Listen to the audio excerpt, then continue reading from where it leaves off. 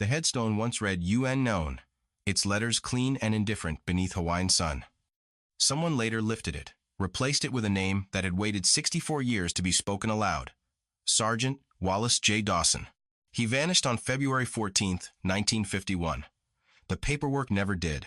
Warren Dawson still keeps the date folded in his memory, like a receipt he never meant to save. They told us he was missing, he says, voice steady from practice. Not gone, just missing. If he was sport ninth, Docker, I can't pretend to know what it's like to build a life around that word. But I can see what it did to his hands, always holding something, never empty. The first thing Wallace Dawson did at night wasn't pray. It wasn't write home. It wasn't even sleep. He sat on an ammo crate with his back against a sandbag wall and polished his boots until the leather went dark and wet-looking, like it could drink the cold out of the air. The motions were the same every time. Rag, spit, circles, then a harder press at the toe. Not vanity, not for inspection. It was a small, stubborn way to say, I am still a person, not just a body moving through mud. Danny Hargrove watched him from a few feet away. Knees pulled to his chest, a string tied around his wrist so tight it left a pale groove. Danny had been counting steps earlier, 100 to the latrine and back, then 100 again like numbers, could keep his thoughts from running off. You shine those like you're going to a dance, Danny said. Wallace didn't look up. Maybe I am. The wind kept finding gaps in their clothes. It pushed under collars, under sleeves, into places you didn't think could get cold until they did. The weak flame from their little heat source sputtered like it was embarrassed to be trying. Wallace finished one boot, set it down with care, and reached for the other. His hands were steady in a way Danny's weren't. Not fearless, just practiced at pretending. Danny's stomach made a sound he hoped no one heard. Hunger had a way of talking for you. Wallace's eyes flicked toward him anyway. Not judgment, recognition. He dug into his pocket and brought out a small piece of ration. Broken clean like he'd already decided it would be shared. He held it out without ceremony. Danny hesitated. You don't have to. I do, Wallace said. Eat. Danny took it, and the relief hit his face before he could hide it. The food tasted like cardboard and salt and something faintly metallic, but it was warm from Wallace's pocket. It felt like kindness had a temperature. Wallace's gear lay in a neat row beside him. Canteen, gloves, the things a man learns to keep close when everything else gets taken. Tucked inside the lining of his jacket, stitched in a way only he would know, was a short letter from home. Folded so many times, the creases had become permanent. In another pocket, he carried a school photo from Santa Barbara High, the kind taken too fast under bright lights. Hair combed, shoulders squared, the smile trying to look older than it was. And in his breast pocket, against his chest, was a tiny notebook. The pages were soft from handling. Names and hometowns. Little notes like likes, peaches, or talks in sleep. Not because a sergeant was supposed to do that. Because Wallace couldn't stand the idea that a man could disappear and be reduced to one of the guys. I can't pretend I know what it felt like to be 21 and responsible for other 21-year-olds. But I can picture the weight of that notebook, the way it would press against his ribs when he lay down. A reminder that every name had a mother somewhere, a porch light somewhere, a life that expected him to return. Danny rubbed his thumb over the edge of his pocket, New Testament. Pencil marks crowded the margins, small prayers, small jokes, a sister's handwriting copied and recopied until it became his own. My June says if I do something stupid, Danny murmured, she'll come to Korea and smack me. Wallace let out a short laugh, the sound quiet so it wouldn't travel. Smart girl. That's Providence.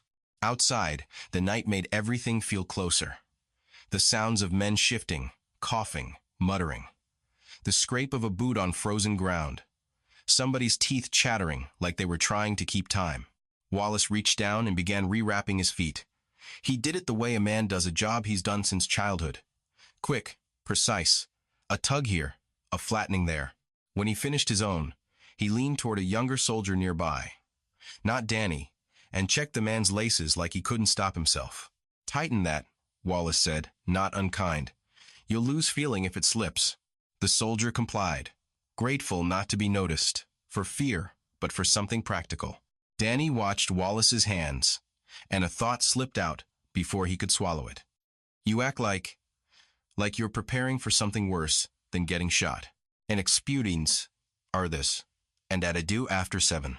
Wallace's rag paused on the boot. For a second, his face went far away, not into heroics, but into calculation how long a body could stay warm with a coat, how quickly fingers could go numb, how many nights a man could sleep outside before something changed in him.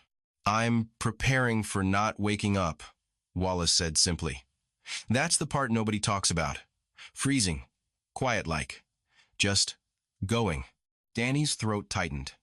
He looked down at the string on his wrist and twisted it until it hurt. Pain was easier than imagining. Wallace softened his tone, as if he regretted saying it out loud. "Hey, that's why we do the small things. Boots, foot wraps, laces. If you can control one thing, you don't feel like the whole world owns you." Somewhere beyond them, orders moved like wind through a line of men. A superior voice, clipped and tired, calling out a change in plans, an adjustment, a new direction that would become law simply because it was spoken. Wallace listened, then went back to his boots. The leather shone in the dim light, reflecting nothing grand, just a dull, determined sheen. Later, when the cold finally forced them to lie down, Wallace pulled out his school photo. He didn't stare at it like a romantic. He studied it like evidence. Proof that there had been a room with clean floors, a bell that rang at the end of class, a morning where the hardest decision had been whether to run or walk home. He tapped the corner of the photo with his thumb, then slid it into an envelope. He wrote an address in careful block letters, Santa Barbara, California. He didn't seal it right away. He hesitated, then tucked it under his jacket instead, as if he needed it one more night. Danny shifted beside him, trying to find a position where his bones didn't ache against frozen ground. "You ever think about what you'll do first?" Danny asked. Wallace didn't answer immediately. He pulled the letter from home out of the jacket seam, ran a finger along the fold, then put it back like he was afraid of wearing it out. "I want a truck," he said. "Used. Doesn't have to be pretty. I want work that stays in one place. I want a bed. No more sleeping outdoors." Danny let out a soft sound that was almost a laugh. "That's the dream, huh?" "That's the dream," Wallace confirmed. Then quieter. "And I want to go back to Santa Barbara. That's where the air makes sense to me. It is right in. It is a writing." The mention of home did something to him. Not sentimentality, gravity. He seemed to settle deeper into himself, like a man sitting down inside his own name. Warren was not there, of course. Warren was across an ocean, in another version of the same age, the same face, the same bones, living a parallel life that still had a shape to it. But Warren lived in Wallace's mind like a second heartbeat. Twins don't have to talk about their bond for it to exist. It shows up in the way they stop mid-sentence, as if finishing someone else's thought. Wallace and Warren had worked side by side on California farms, racing down irrigation rows, boots caked in mud that smelled like honest water and sun-baked earth. They'd shared one bike as teenagers, taking turns coasting downhill, laughing so hard they could barely steer. They had a sentence they'd said more than once, half joke, half vow. "If one of us comes home," Wallace had told him once, "both of us do." It was the kind of line you say when you're young and trying to make the world obey you. The last time they spoke before Wallace shipped out, it wasn't cinematic. It was quick. They tried to keep it ordinary, like anything said too carefully might tempt fate. Warren had shoved his hands in his pockets, shoulders raised against a California morning chill that felt gentle compared to what Wallace would later face. "Just right," Warren said. Wallace had bumped his shoulder with Warren's. "I will. Don't volunteer for anything stupid." Wallace had smiled, small. "Who? Me?" And then, as if the joke didn't reach far enough, Wallace had leaned in and said it the promise he'd keep repeating to himself like a route home. "I'll be back in Santa Barbara. If you one of the Samans of Render." Now, lying on frozen ground in Korea, he didn't say it out loud. He didn't have to. He kept it in the same place he kept the notebook of names, close enough to feel. The next day carried a moment of normalcy so small it almost felt disrespectful to mention, except these are the moments men cling to. A buddy somewhere nearby tried to heat food over a weak flame and kept failing, cursing under his breath like the tin cup had betrayed him. Wallace traded half a cigarette for a laugh. He passed it down the line like it was something worth sharing, then said, "Save the good ones for when we're back." A few men smiled. Someone muttered, Yeah, sure. The way you do when you want to believe and can't quite afford it. The air smelled like smoke and damp wool. The cold had a sound fabric stiffening, breath-catching, metal clicking sharply when touched.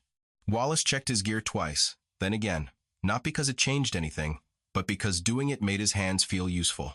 Danny scraped frost off his sleeve with his fingernail in the morning, watching the white flakes fall like it meant something. He glanced at Wallace's boots, still polished, still absurdly cared for. You really think it matters? Danny asked. Wallace looked up, eyes tired but clear. It matters to me. Is not of Kamas with that Menders? In fact it dad, and Menders sighed. That's the last version of Wallace Dawson. I want you to hold for now. Not a headline, not a casualty number, but a young man with shining boots, a folded school photo, a letter sewn into his jacket, and a tiny notebook of other men's names pressing against his heart. Because soon on February 14th, 1951, during a retreat near Sang-sok, the world would begin to tear apart. Orders would get swallowed by noise.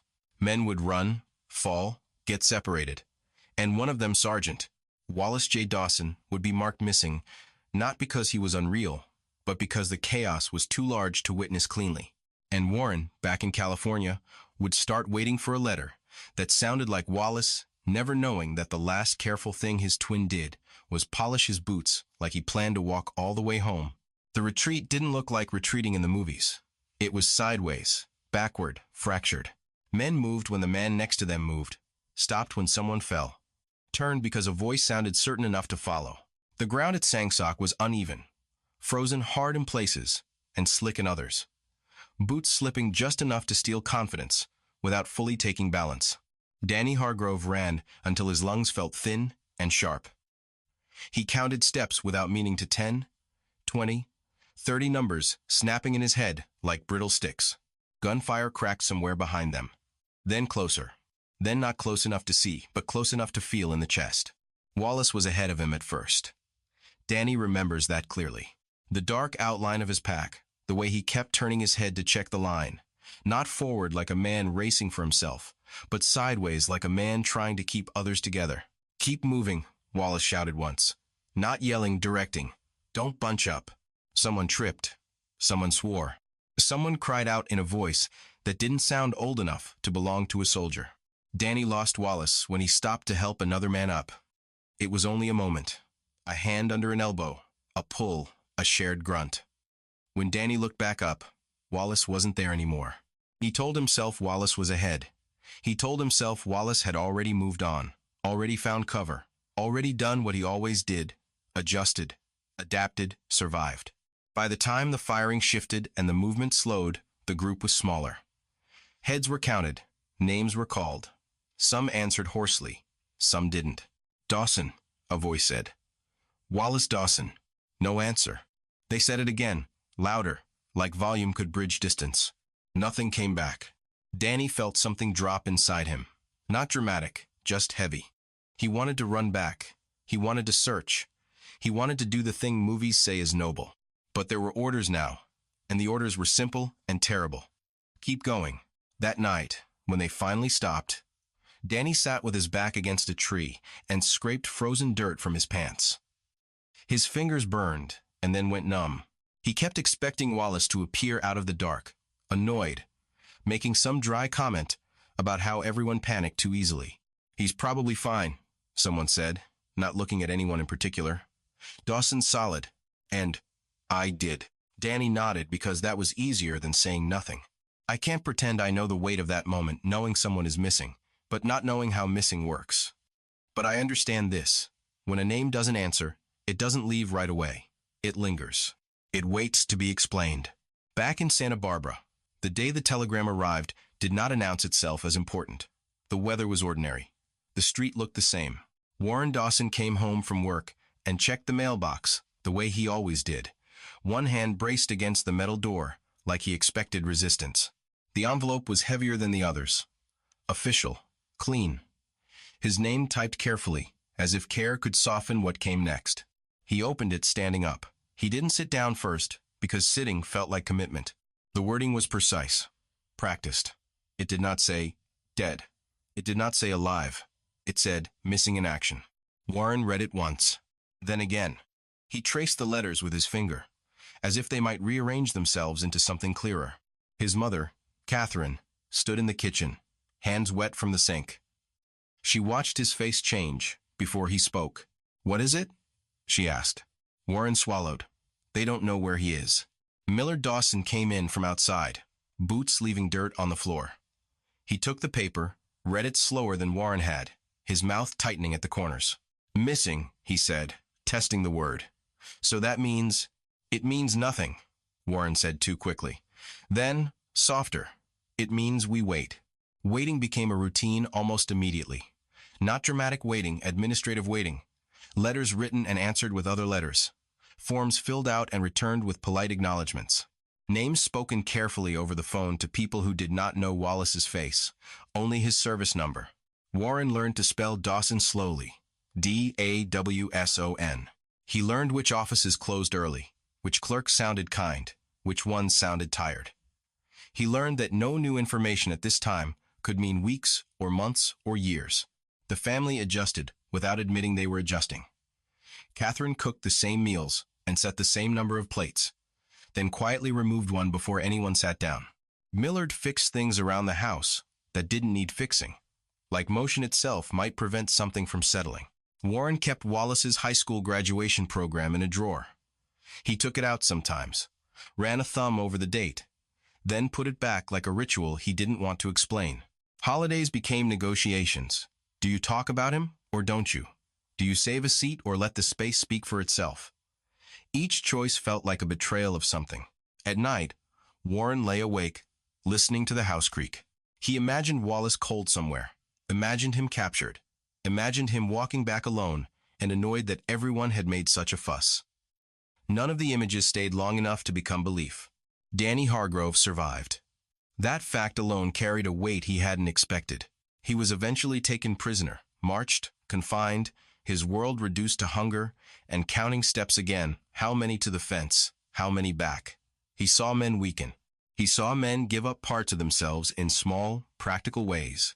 He saw Wallace again. Not whole, not commanding, thinner, quieter, but unmistakably him. Wallace shared food when he could. He checked on men who weren't his responsibility anymore. He gave away warmth like it was temporary, like he'd already accepted that his body was a resource to be spent. He kept giving away his food like it was nothing, Danny would later say. At the time, he didn't say it at all. He was 19 and afraid, and focused on surviving the next hour. When Wallace died in the camp months later, it wasn't loud.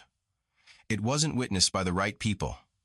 It was the kind of ending that gets recorded in memory, but not in ink. After the armistice, Danny came home thinner, older in ways his mother couldn't name. June hugged him too hard and told him he looked terrible, which made him laugh until he had to sit down. People asked questions. He answered some of them. He didn't answer all. "Did you know anyone who didn't make it?" someone asked once. Danny nodded. "Yeah, anyone we'd know." He hesitated. He saw Wallace's notebook in his mind. The names, the care. "I knew a sergeant," he said. "Good man." And that was where it stopped. I can't pretend I know why people keep parts of the truth to themselves. But I've learned this. Sometimes it's not cowardice. Sometimes it's timing. Sometimes it's the fear that saying something will make it final. Back in Santa Barbara, years passed. The designation stayed the same, not resolved, not corrected. Just sitting there like a placeholder that became permanent through repetition. Warren married. He worked. He became a father. He taught his sons, Todd and Greg, how to fold a flag properly, his hands steady even when his voice wasn't. "Corners tight," he told them. "Take your time." He kept Wallace's name on a card in his wallet. He watched the mailbox, like it was a job he'd been assigned for life. "If I stop looking," he told someone once, not angrily, just firmly, "he disappears, twice." Paperwork continued to move in small, bureaucratic ways. Rosters updated, files transferred. A clean line of type with Wallace's name appeared again and again, detached from the cold ground where he had last been seen, detached from the camp where he had last breathed. No officer ever came with a full story. No account arrived that Warren could hold up and say, "This is it. This is what happened." Grief requires an ending. Warren didn't have one. Instead, he had repetition. Birthdays marked quietly. February 14th, circled on calendars without explanation. A drawer that never quite closed because it held too much paper. Danny Hargrove, aged with his secret. It sat in him like a stone he didn't know how to set down. He told himself the family had been notified, that the army had done what it could, that his saying more wouldn't change anything. Still, some nights, he woke with the sound of frost scraping fabric in his ears and Wallace's voice telling someone to tighten their laces. By the time decades had passed, Wallace Dawson existed in two forms: a young man frozen at 21 in a photograph, and a line of text that refused to resolve. I can't pretend I know what it does to a person, to live that way, to grow old alongside a brother who never ages. But I can see what it did to Warren. It made him precise. It made him patient. It made him stubborn in the quietest way. The war ended. The waiting did not. Dr. Elena Park did not like reopening old cases at the end of the day. The lab was quieter then. The fluorescent lights too honest about fatigue. Coffee went cold faster.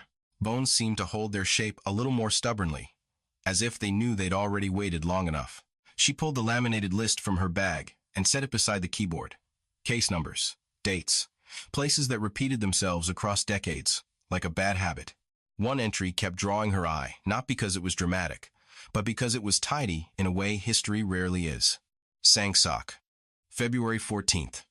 A return batch from 1954. Burial, Hawaii. Marker, unknown. Elena wrote the name in her notebook before she typed anything. Wallace J. Dawson. Writing it by hand slowed her down. It made the work feel less like data entry and more like custody. A junior analyst leaned in the doorway. Gloves snapped back against his wrists. You staying late again? Elena didn't look up. This one's bothering me. Most of them do. This one shouldn't be tidy, she said. But it is. The chain of custody log read like a straight line. Battlefield collection. Transfer. Identification attempt. Failure. Burial. Decades of quiet compliance. Lines signed by people who believed they were finishing something. Elena had learned to distrust straight lines. She pulled the cemetery records from the punch bowl. Rows of identical stones. Names when they were known. The word unknown when they weren't. The record for the plot she was reading had a small notation in the margin, almost apologetic. Korean War, remains from POW Camp 1. POW Camp 1 meant Changsong. Changsong meant repatriation after the armistice. It meant that someone had survived long enough to be moved, to be recorded, to be counted, then lost again to limited science. Elena pressed her thumb into the page until it hurt, a habit she didn't bother correcting. You weren't supposed to stay lost, she murmured. At home, her child Mina sat at the table, with crayons spread like evidence. She held up a drawing without being asked. Stick figures, a helicopter, a box with a flag. Bring him home, Mina said, tapping the paper. Elena smiled, the kind that doesn't quite leave your face even after you turn away. I'm trying. Back in Santa Barbara, Warren Dawson answered the phone on the third ring, because he always did. The voice on the other end was careful, professional, practiced at carrying weight without dropping it. Mr. Dawson, my name is Dr. Elena Park. I'm calling from the Defense POW MIA accounting agency. There was a pause. Not confusion. Recognition. I've been waiting for you, Warren said. Elena closed her eyes for a half second, steadying herself. She had made hundreds of these calls. None of them felt routine. We believe we may have located remains that could be your brother's, she said. I want to be very clear, this is an investigation. Nothing is confirmed yet. Warren exhaled slowly, as if he'd been holding that breath since he was 21. What do you need from me? Trust, Elena thought. Time. A willingness to open something you sealed for survival. We'd like to request a family DNA reference, she said. And I'd like to talk you through what this process looks like, step by step. Warren sat down at the kitchen table. The wood was worn smooth by decades of use. His wallet lay open beside him, the small card with Wallace's name visible, edges soft from handling. Say it slow, he said. I've got nowhere to be. In the lab, gloves peeled off with a snap. Hands washed, then washed again. Elena watched the remains come up from the ground in her mind, before they ever did in fact, how the earth would cling. how the bone would resist being seen as anything other than what it was. She moved carefully, deliberately, narrating each step to the room, even when no one else was there. It wasn't superstition. It was respect. "Exhumation authorized," she said quietly, checking the paperwork. The date at the top felt heavy in her palm. The first physical clues weren't dramatic. Measurements, angles, the kind of details only mattered because bodies are particular. A chest radiograph comparison came later, the overlay lighting up points that shouldn't align unless they belong together. Elena leaned closer to the screen. "Coffee forgotten." "Hold on," she said. The room filled as others gathered. No one spoke for a long moment. The bones told their story in increments, curvature, spacing. A geometry that had once been a man breathing. "It's consistent," someone said. Elena didn't nod. "Not yet." She turned back to the records. Dental charts followed notations made by an army dentist who couldn't have known he was leaving a breadcrumb trail 60 years into the future. When the restorations lined up, it felt less like triumph and more like gravity finally asserting itself. At night, Warren slept lightly. He kept the phone on the table beside his bed like it might wander off. He took out Wallace's graduation program and smoothed it flat, then folded it again, the crease finding itself without help. He told his sons, Todd and Greg, they're looking again. He didn't say this time is different, but the words hung there anyway. Todd squeezed his shoulder. "Dad," he said, "careful. We're with you." In the lab, the DNA results arrived without ceremony.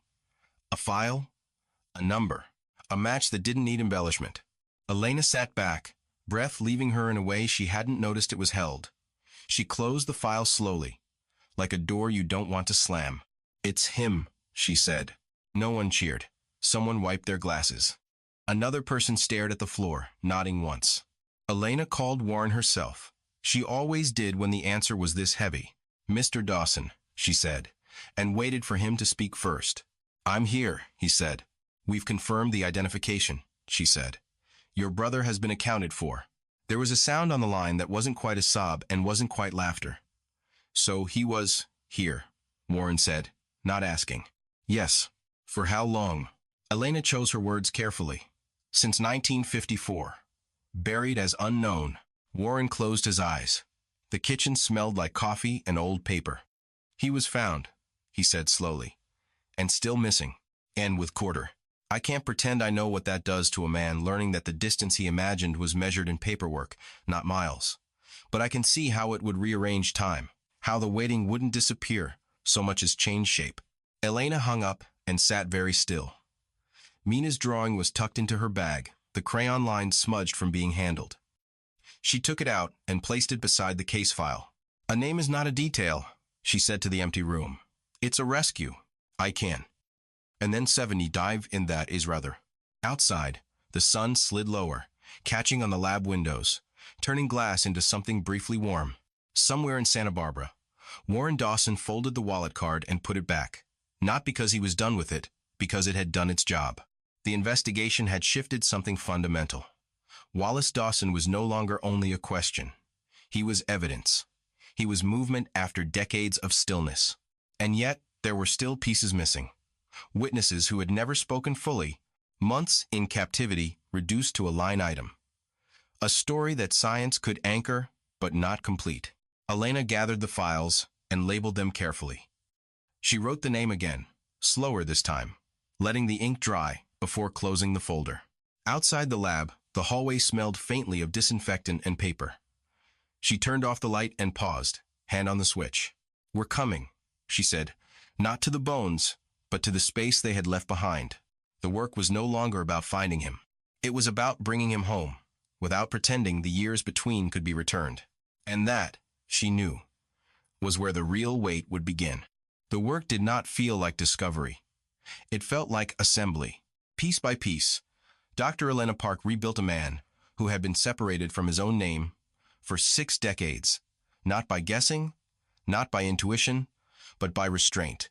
Every step forward required a pause, a check, a willingness to stop if something didn't line up cleanly. She had learned early in her career that confidence was dangerous in this room. The remains lay arranged with deliberate order. Bone does not announce itself as human at first glance. It is texture, weight, angle. Only after hours of attention does it begin to feel like it once held breath. Elena pulled on fresh gloves. The snap echoed too loudly in the quiet. "Start with the chest," she said. The radiographs came next. Old military medical films, brittle at the edges, digitized and enlarged. Wallace Dawson's intake X-ray from before deployment showed a slight asymmetry. Nothing pathological, nothing dramatic. Just a detail a body keeps without asking permission. On the screen, the same asymmetry appeared again. No one spoke. The room had learned that silence used carefully was not absence, but discipline. A technician leaned closer. "Rib curvature matches," he said. "Spacing 2. Elena nodded once. Not victory. Confirmation of permission to continue. She remembered Mina asking her why bones mattered. "Because they remember," Elena had said then. Not sure if it was the right answer, but knowing it was the honest one. Dental comparison followed. Charts handwritten in neat, efficient script by an army dentist decades earlier. Fillings noted. One repair that had taken longer than expected, marked with an annoyed asterisk. When the teeth matched, it felt almost intrusive, like overhearing a private habit. He clenched. The forensic odontologist said quietly, pointing to wear patterns. "Probably under stress." Elena wrote it down even though it wouldn't make the report. It mattered to her. Stress had a shape. The DNA results came last, because they always did. Because science, for all its authority, still respected order. The mitochondrial sequence aligned with Warren Dawson's sample in a way that left no room for interpretation. Elena stared at the screen until the numbers stopped blurring. "This is him," she said again, softer this time. "There's no conflict." She signed the conclusion sheet slowly. Each letter of her name felt heavier than usual. Signing meant ending something. Ending meant consequences. Warren was asked to come in. He dressed carefully, the way men do when the moment has waited longer than fashion. He carried Wallace's graduation program in his coat pocket, without realizing it, the paper thin and familiar against his chest. In the conference room, Elena stood when he entered. She didn't reach out to shake his hand. She let him choose. Warren sat, spine straight, hands folded. "Show me," he said. They did. The X-rays first, explained without jargon. The dental chart, the DNA summary, simplified but not softened. Warren listened like a man following directions, through fog slow, deliberate, refusing to rush. "So he wasn't lost," he said finally. "No," Elena replied. "He was misidentified." Warren absorbed that. "All that time," he said.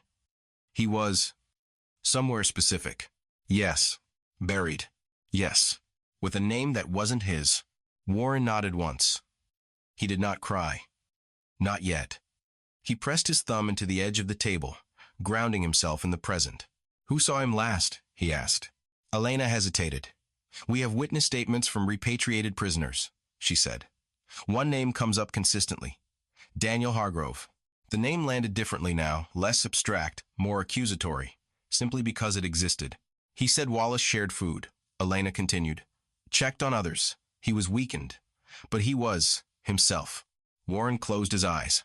A memory surfaced uninvited. Wallace checking laces, rewrapping feet, polishing boots like survival, could be coaxed into happening. "He always did that," Warren said.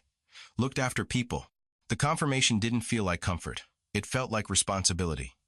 Warren now carried Wallace's last months the way he had carried his name. I can't pretend I know what it feels like to hear proof replace hope. But I can see how Warren's shoulders shifted, how the waiting posture he'd held for decades finally loosened, leaving behind something heavier.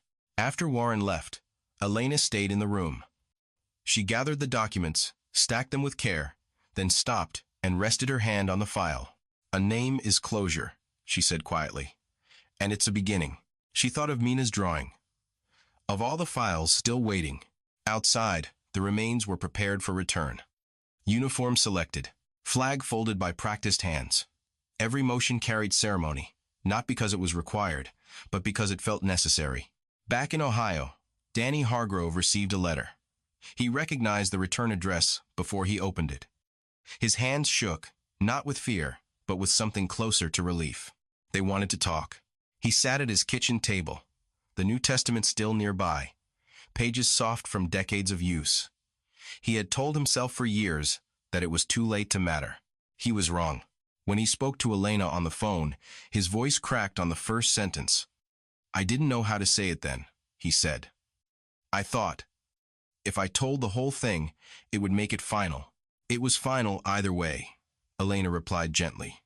"But now it has context." Danny swallowed. "He told me to eat," he said. "He always told me to eat." That detail went into no report. It didn't need to. As the forensic work concluded, one realization settled over everyone involved. Wallace Dawson had not vanished into chaos. He had moved through it. He had endured long enough to be recorded, then failed by systems that could not yet see him clearly. Science had done its part. Evidence had aligned. Questions had narrowed. But one remained, sharp and human. What does certainty cost when it arrives 64 years late? Elena watched the transport team seal the container. The metal clasp clicked into place, not dramatic, just definitive. "Ready," someone said. She nodded. Somewhere in Santa Barbara, Warren stood in his garage, holding the old graduation program. He folded it carefully and placed it back in the drawer, not because it was finished with him, but because it no longer had to work so hard. For the first time since February 14th, 1951, Wallace Dawson's story had an ending that could be written. What it didn't yet have was peace. Daniel "Danny" Hargrove had rehearsed the moment for years without knowing it. He had practiced versions of it alone, in the car, in the shower, in the quiet space just before sleep where memories feel closest. None of the rehearsals matched what happened when he finally sat across from Warren Dawson. They met in a small, plain room arranged by the agency. 2 chairs, a table, water nobody touched, a recorder set carefully between them, red light off for now. Danny kept his hands in his lap. The string was no longer around his wrist, but he could still feel where it used to be, a phantom circle of habit. Warren studied him with the steady attention of a man who had waited long enough to listen properly. "You knew my brother," he said. "Not accusation. Fact." Danny nodded. "Yes, sir." "You don't have to call me that." Danny tried again. "Warren." There was a pause where both men adjusted to the reality that the other existed not as an idea, not as paperwork, but as consequence. "I promised myself," Danny said, voice low, "that if I ever got the chance, I'd tell it straight." Warren leaned forward slightly. "That's all I'm asking." Danny began with the small things, because that's how memory releases itself. The counting of steps, the frost scraped off sleeves in the mornings, the way hunger stopped being a feeling and became a condition. "He was already weak when we got to Camp 1, Danny said. "Not dramatic weak, just thinner every day." End quote. "And about 9. Nobers?" Warren listened, hands folded, knuckles pale. "There were men who stopped moving," Danny continued. "Just sat down and didn't get back up. Wallace wouldn't let them be invisible. He'd say their name, touch their shoulder, tell them to sit up." Danny swallowed. He gave away food, more than once. Warren closed his eyes for a moment. The image landed hard but true. "He always did that," he said again, softer now. "Even when we were kids." Danny nodded, relief flickering across his face. "I know. That's why I'm saying it. This wasn't bravery. It was habit." The recorder was turned on eventually, but the heart of the conversation had already happened. Danny spoke of the day Wallace couldn't stand anymore, of how he'd leaned against the wall like he was resting, not failing. "He told me," Danny said, voice breaking despite himself, "to remember where I was from, like that mattered." Warren opened his wallet without looking and slid the small card onto the table. Wallace's name. Warren soft. "He kept names too," Warren said. "Little notebook." Danny stared at the card. "I remember that." The room held something fragile, then not closure, not forgiveness, but alignment. 2 people carrying different ends of the same truth, finally holding it at the same time. "I can't pretend I know what it feels like to hear the last months of someone you loved described by a stranger. But I can see what it did to Warren's breathing, how it slowed, deepened, like his body was finally allowed to process something it had postponed for decades." When Danny finished, he looked smaller, lighter, maybe, as if telling it had taken weight out of him rather than adding more. "I lived," he said, not proudly, "because other people didn't." Warren reached out and placed his hand over Danny's. The gesture surprised them both. He kept his promise, Warren said. Just not the way we planned. Outside the room, Dr. Elena Park waited without hovering. She had learned when to step back. When Warren emerged, she stood. "Thank you," he said to her. "For what?" she asked. "For not letting him stay a file." The truth shifted the shape of the story. Wallace Dawson had not vanished into chaos. He had been captured. He had endured. He had tried to keep others alive until his body no longer cooperated. That knowledge did not make the loss easier. It made it heavier, but also more precise. Warren went home and opened the drawer where he kept Wallace's graduation program. He added one more item, a copy of the accounting statement. He placed it carefully, aligning edges like order mattered. That night, he dreamed of Wallace not as a soldier, but as a young man polishing boots, shaking his head at something foolish, saying, "Eat." Danny returned to Ohio and told his sister June the rest of it. She listened without interrupting, then hugged him like she had when he came home all those years ago. "I'm glad you told it," she said. "It was waiting for you." In the lab, Elena closed the case file with finality. "AC accounted for." The stamp landed square, but the sound echoed longer than it should have. She didn't celebrate. She wrote a note instead, by hand, and placed it in the folder. Witness testimony reconciled. Human context restored. Because that was the difference. Wallace Dawson was no longer only a solved case. He was a man whose choices had extended beyond his life into Danny's survival, into Warren's waiting, into the shape of a family that learned how to live with a whole, and then, finally, how to name it. The early assumption that Wallace had simply disappeared in battle fell apart under the weight of truth. He hadn't disappeared. He had stayed. The morning Wallace Dawson came home, Santa Barbara woke up early, without quite knowing why.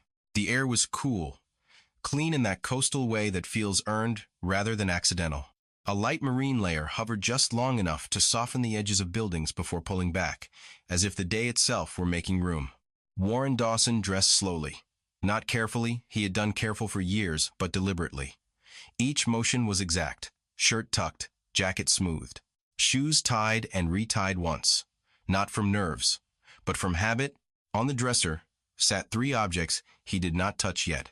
The graduation program, the wallet card, and the folded flag he had practiced with his sons a lifetime ago.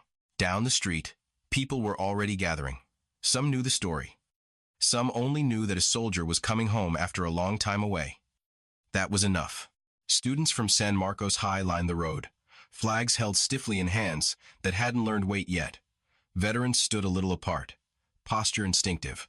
Motorcycles idled, low and respectful. Patriot Guard riders waiting for the signal to move. When the procession appeared, it did not rush. The hearse moved at a pace that forced attention, that made looking away feel rude. Warren stood near the curb. He did not wave. He placed his hand flat over his chest instead, directly over where Wallace's name had rested for decades. As the vehicle passed, someone near him whispered, "Welcome home." Warren closed his eyes. For a moment, the years collapsed, not erased, not forgiven, just folded. He saw Wallace at 21, boots polished, notebook tucked away, saying he wanted a truck, a job, a bed. "I can't pretend I know what it's like to wait 64 years for a sentence to end, but I can see what it does, when it finally does, how the body responds before the mind catches up." At the cemetery in Goleta, the space had been prepared with precision. White chairs, measured distance, the ground disturbed and ready, a rectangle of earth that did not pretend to be neutral. Dr. Elena Park stood at the back, hands clasped. She had chosen not to sit with the family. This moment did not belong to her, even though her work had made it possible. She watched Warren walk forward when his name was quietly indicated. Watched him accept the folded flag, hands steady, shoulders finally allowed to slope inward. The bugle call rose and fell, each note hanging briefly before dissolving. It did not fill the air. It marked it.